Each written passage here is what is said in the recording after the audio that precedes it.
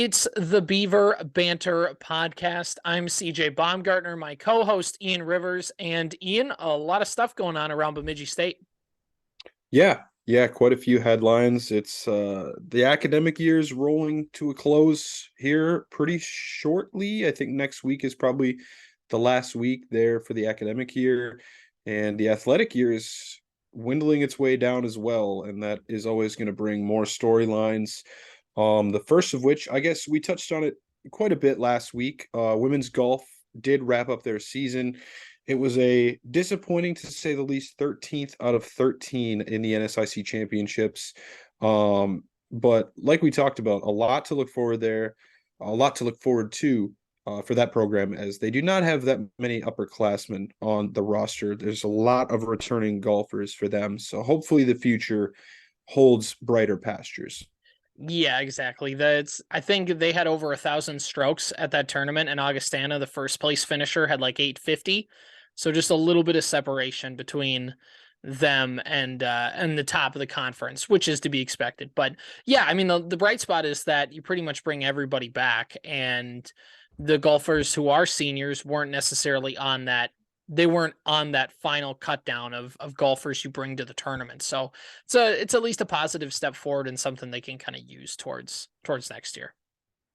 Yeah, you're right. It's we kind of hit it home last week about all the, it's more than just results, but it disappointing from the results perspective, to say the least, this year. And hopefully with that experience from this year, a lot of these younger girls can get in and provide some more experience next year, and hopefully they can have a little bit more success on the links next season. Yeah, exactly. So, Ian, what do we got next up on the list of sports here? Well, let's just touch briefly on men's hockey, as we've been making tradition to bring up at least something about the hockey team every single season, every single week of the season so far. Since like early And October. yeah, the main thing is the Bemidji State assistant coach Mike Gibbons announced his retirement just yesterday, actually, and he played a bigger part on Bemidji State's coaching staff, I believe, back in the day of Coach R.H. Peters, and he did return. I think he's been 3 years now since the COVID shortened season that he's been back on this coaching staff. He had a lot of success with St. Cloud State, but he is hanging it up. It's an assistant coach that Bemidji State is probably going to have to fill that spot going forward, because I think obviously Lucas you of need. Beaver territory, didn't he point out that there's only like two assistant coaches on staff or something like that? Yes. And it's up in the air whether or not they want to use, because now there's an extra paid assistant job available for schools that want to use it in college hockey. And it's up in the air whether Bemidji State's going to be one of those schools, because it's completely optional. I mean, you're going to Mm-hmm. see every Big Ten school, a lot of NCHC schools that can afford it and have no issue paying another coach. They're still going to utilize that position, but you'll see it'll be up in the air, and I'm sure it'll be something we follow as the fall rolls around, whether or not they actually choose to utilize that extra assistant spot for next season. Yeah, exactly. And it's interesting because you lose the experience and the coaching, but like you mentioned, it's not like he's been around necessarily a lot in recent years or in the recent decade-ish, but I mean still having one less coach on staff is going to make the workload a little bit bigger on everybody else, and who do you fill it with? And there's just a little bit of that kind of stuff, like you said, that there's that internal discussion, because Bemidji State doesn't necessarily have the money that a UMD does, or that a Minnesota does, or a Wisconsin, or anything like that. So it'll be interesting to see if they do want to fill it. I think that they likely will, but it probably won't be like an immediate. It'll be kind of like in the middle of the summer. They'll just be like, oh, hey, by the way, we added this coach to the coaching staff, if anything. Yeah, and I think it's important to note that Coach Gibbons was around for that East Regional Championship game appearance in the 2020-2021 season, where they lost to UMass. So he was a part of that team, the coaching staff on that team that went to the NCAA tournament. And I'm sure even the season before, where they were just about to or no, I'm sorry, he joined the team prior to the 2020-21 season. So he wouldn't have been on the team that was nearly about to make the tournament when they canceled the rest of the season in early March. But, like you said, experience lost, and hopefully BSU can find a way to plug the hole and get some more experience to help out Sertori on the bench. Yeah, it's going to be huge, especially with this team that we talk about. It's a young team, a team that's trying to mesh together and trying to figure out who they are. I mean, not that necessarily one extra coach can make things worse, but the right coach in that situation, or somebody you feel like is good for everybody, whether it's a full-time coach, whether it's an assistant, some kind of like part-time assistant coach, whatever it is, just being able to have as many resources as possible to help the development of that team, I think will be very important. So it's just, again, I get it. It all comes down to a numbers game, but it'll be intriguing to see how Bemidji State wants to handle this over the summer. Yeah, yeah, it will be one of the biggest storylines probably for the men's hockey team over the course of the summer, other than next week, which we will continue our streak of talking men's hockey, because I'm sure we'll touch on next week. The CCHA schedule is apparently set to drop on Thursday this week. We, of course, wanted to bring you this. We're recording as of Tuesday, so that we can get you our thoughts before the softball tournament, which starts tomorrow. That is Wednesday, but we'll touch on that in a little bit. So yeah, keep your ear to the ground, ccha.com, Twitter, wherever you get your news about that sort of thing. That should be coming out, and we'll give our thoughts on that next week. Yeah, and I just think with all this, is there any other sports that we need to touch on? Probably. Do we have to talk baseball? Well, since you brought it up, let's just touch on what they've done in the past week since we've talked about them. They've only played 2 games, and it was 2 games at home against St. Cloud State. Both of them losses, unfortunately. 5-10 loss in game one and a 4-10 loss in game two. I do currently have their live stream pulled up. Well, I did, and it is not loaded anymore. So I'll refresh that page, and I'll get you a live score update. It was 10-1. We were trailing you, Mary, in game one of this doubleheader that we have going on today. So again, not great stuff going on from baseball, but they've only got 5 games, counting the rest of the game they're currently playing, left for their season. So yes, mercifully. Next week we can kind of put a poorly wrapped bow on their season and bring that to a close, as they will be completely done as of Friday. They have 2 games on Friday against Minot State at home, and then a game on Saturday to wrap up the season. It is still 10-1 in the bottom of the 4th inning. So hopefully BSU can get something going. Maybe game 2 will go a little bit better for them. But kind of more of the same for the baseball team. And then I guess the only other thing to touch on before we dive into the softball tournament preview would be track, and just touching on a couple of headlines from their recent meets. Goodwin and Erickson, those are 2 names that we recognize.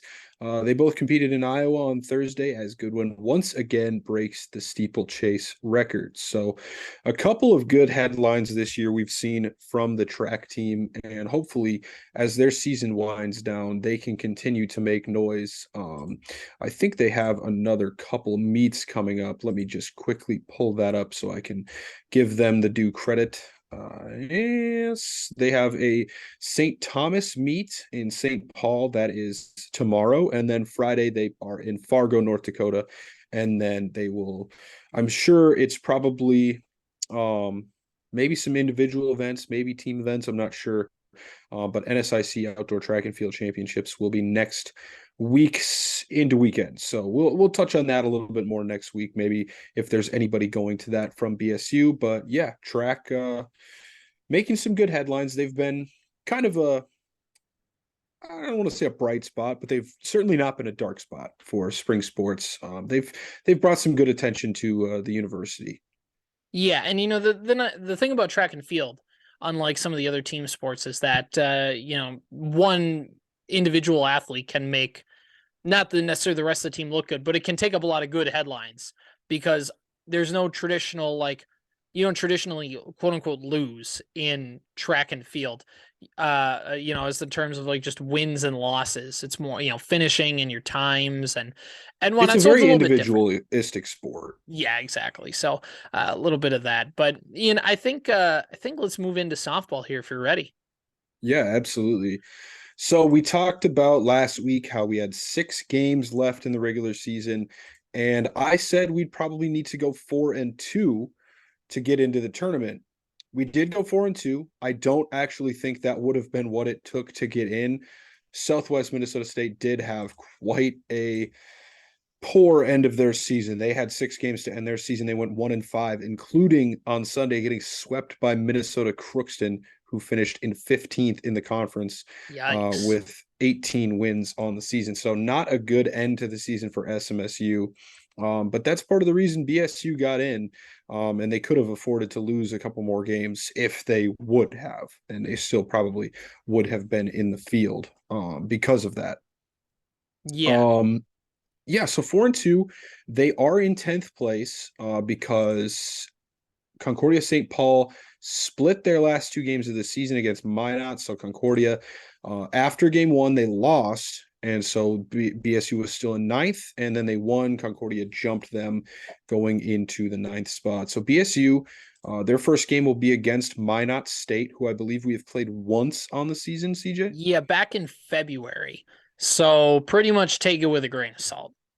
Yeah, it's been a long time. The only other in-conference meeting we would have had for them with them was canceled. That was supposed to be on April 4th. So it's been a long time since we played the Beavers from Minot. It's a Beaver bash. That's always, going to be a game you get up for. But I think in the grand scheme of things, being in the 10th spot might help BSU. You How know, so? you play a little bit of a tougher opponent, if you want to call them that, in Minot State over playing maybe a team like USF, who would have been your first round matchup, and a team you just split with here late in the season. But now, if you win that first game, you go up against the Minnesota Duluth Bulldogs as opposed to Augustana, who won the conference outright. Now, of course, those are two teams that are very close together in terms of where they finished in the standings, but you have a win against one of those teams, and against the other team you have a 2-11 loss and an 0-5 loss. So we've definitely lost more than we've won against Duluth this year, but you still have that win, and then an extra innings loss the last time they played in early mid-April. So I think that that's a decent second round matchup, because at least you have some sort of a semblance of, hey, we can beat this team. We've done it before. Why not do it again? Mm-hmm. Exactly. And that's the thing, is you play them tough and you're not necessarily guaranteed to win, but you are guaranteed to put yourselves in a position to win late in the game. And that's really, when you're the 10 seed, all you're hoping is that by the end of the game, no matter what's happening, that you're in a position to win, whether that be you're down by a run, up by a run, whatever, like you're within striking distance. You feel like you still have a chance to win. And that's exactly what they have a chance of doing. And of course, as we talked about, they've only played once, and that was back in February. And just by the sake of it being on now 2.5 months away from that point, both teams are a little bit different. They've probably shuffled up lineups. They've shuffled up who goes where, who's the first pitcher in the substitution, whatever. So it's going to be a little bit of a different look. And that element of surprise might play into Bemidji State's hand, of that they're the underdogs. They're going in, and Minot's the team that has to try and win this. So I think overall it's a good opportunity for Bemidji State, who, by the way, as we talked about a little bit last week, it's a building block in kind of where this program wanted to get to. Bemidji State hasn't made the NSIC tournament since 2017. So for them to get back here in this position, by the way, the last time they were in the tournament, they lost in their chance to get to the championship game. So they had an opportunity to do really, really well in the tournament the last time they were here. Now, that was 6 years ago. It's almost an entirely new it is an entirely new roster, but still a good opportunity for Bemidji State to come in and make some noise here, because whatever, you got into the tournament, you already met your expectations. Now whatever you do is house money at this point. Absolutely, absolutely. And it's been such a good year for teams like that haven't been doing things in so long. You talk about all of the obstacles that BSU has jumped this year. I mean, look at the back-to-back wins in back-to-back seasons for the football team over Minnesota Duluth. That's got to be the first time in a long time they've done that. I think it was like 17 years or something like that. I could be wrong. But soccer winning their first ever NSIC tournament championship, the men's basketball team getting back to the NSIC tournament and then getting to the semifinal of that tournament. Softball's making their first NSIC tournament appearance since 2017. Men's golf is conference champs for the first time since 2000. It's been a fantastic season for a lot of these programs. And then, not to mention men's hockey sweeping Mankato, probably one of the bright spots of their season for the first time in Mankato. Since 2006, I believe was the headline. So it's been a really good season. And we talked about it a little bit last week, how this team was an 11-win team last year. Now they're sitting at 23 and 25, which is 2 games under 500, but still you're in a position where you are in the NSIC tournament. You over doubled your win total from last season. That is just a phenomenal season to build on for the softball team going forward. Yeah, exactly. And now it moves into the tournament a little bit here. So we have to figure out, okay, what are they going to have to do to get the win? Well, obviously you're going to have to pitch well. And luckily for Bemidji State, Kayla Damaro has been having herself a great week. When she was on the rubber pitching, she had 2 complete game shutouts with, on the season and only gave up 2 runs through 23 innings. A good stretch for her. And I mean, obviously, it's the same kind of thing that translates in hockey with pitching. Your team can be as good as it wants, but if you find a pitcher who's just dealing, who you can't get any good contact against, there's really not much you can do. And that's really what can put Bemidji State in a position to win, is they're going to have to pitch well, and they're going to have to really keep the scoring. They're going to have to keep the runs down and try and eke out some of these ball games. They're not going to come in and bruise and win 7-1 or something like that. It's going to have to be kind of that nitty gritty by the skin of your teeth kind of game. And I think it's possible. Yeah, absolutely. It's possible. And I think looking at the schedule, BSU will play guaranteed 2 games tomorrow. Double it looks elimination. like. Yeah. Yep. And so because of the fact that they are one of the, if you want to call it the play-in games, with the 7-10 matchup with the other Beavers from Minot, they'll play at 10 a.m. I'm assuming there's 2 fields in Rochester that they'll be using. Yeah, it's probably like a complex is what I'm guessing. Yeah, every first pitch start time, whatever you want to call it, is 2 games. There's 2 games at 10, 2 games at noon, 2 games at 2, and then from there you are looking at some of the losers bracket. So I believe 2 teams will play their final games of the season tomorrow. Depending, I mean, there's probably going to be some teams like if Duluth loses both games right in a row, they probably will still make the NCAA tournament or whatever they'll happen. But yeah, it's 10 a.m. and then it will be 2 p.m. if they win and advance to play the Bulldogs. So 10 a.m. First game against the Beavers, and then we'll go from there. And guess what, man? I've had my schedule at work rearranged recently.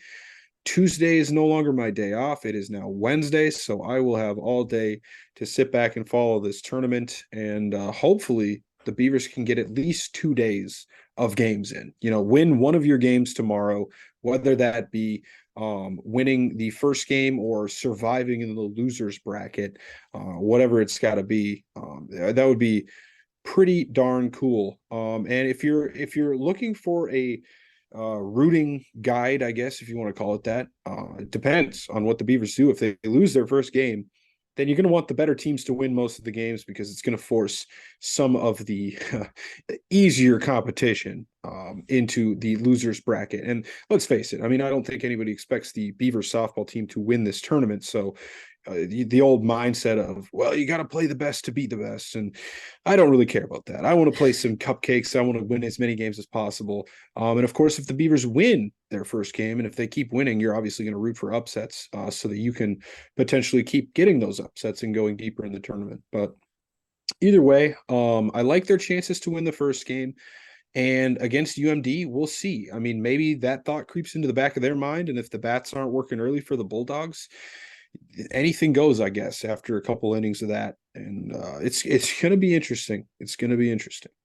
Yeah, and you mentioned that. You mentioned the pitching a little bit, and it's really, I think, going to be a pitcher's duel in that game against Minot State.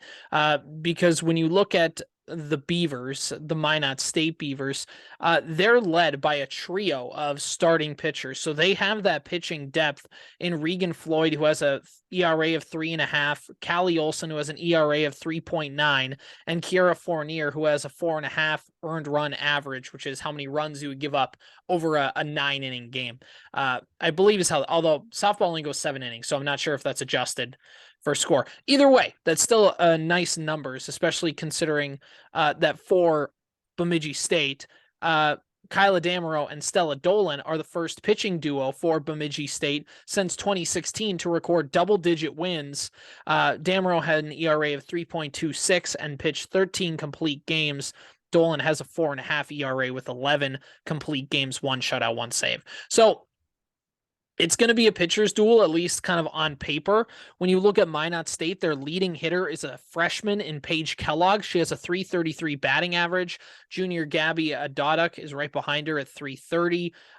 So again, that's something to keep in mind. This is probably going, and now I say this and it's going to end like 9-7 or something like that. But this is going to be, I think on paper, it looks like it's going to shape up to be a bit of a low scoring game. And another factor to keep in here, of course, with Coach Peterson and Bemidji State, it's her first go around in the NSIC tournament, her second season at the helm of the Beavers. But then on the other side, for the Minot State Beavers, Coach Bailey Gasper is in her first season as head coach. So both these two ladies going to be going at it in their first games in the NSIC tournament. So it'll be interesting to see how that stacks up, because sometimes coaches have a tendency to out coach themselves more than anything, think that maybe they need to do something in this moment and maybe overplay themselves or maybe get too lax. I don't quite know, but we'll see what the Beavers want to do. Either Beaver, I guess. But those are just a few kind of notes to match up with each of these teams. But again, it's a 7-10 matchup. There's no reason why. I mean, Minot State had 29 wins, Bemidji State had 23. There's no reason why Bemidji State can't go in and win this game and advance to the second round. Yeah, I think you're right. I mean, it's gonna be tough. It's not gonna be a cakewalk. I mean, even though we're in a playing game, we're in the playing game too. You know, it's not going to be an easy matchup from here on out. You're going to be the lower seed. You're going to be the underdog. So I look for them to at least win one game, and hopefully they can build off something, whether that's the first game against Minot State, or if they lose that game, get into the losers bracket and start making a rally.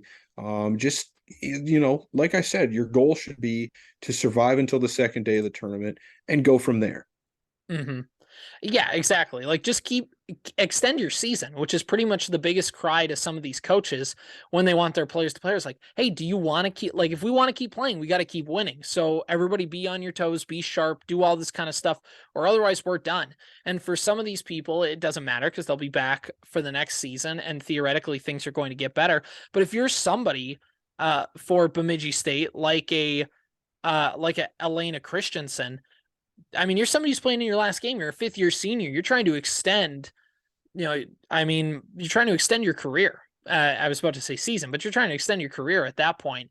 And one other note on Elena Christensen, she played over the weekend in her 194th game as a member of Bemidji State. She's a fifth-year senior, and she leads the program in games played and looks to add to that number in the NSIC softball tournament. So again, freshman in 2019 or 2018, I believe 2018, I believe is how that math would work out. In the fall of 2018 as a freshman, get the 4 years plus a COVID year thrown in there because of 2020. But that's still remarkable considering that they really didn't have much of a season in 2020 before things got shut down. So again, that's a testament to her. There's an interview with her talking on the Bemidji State Twitter feed and YouTube page. So go check that out.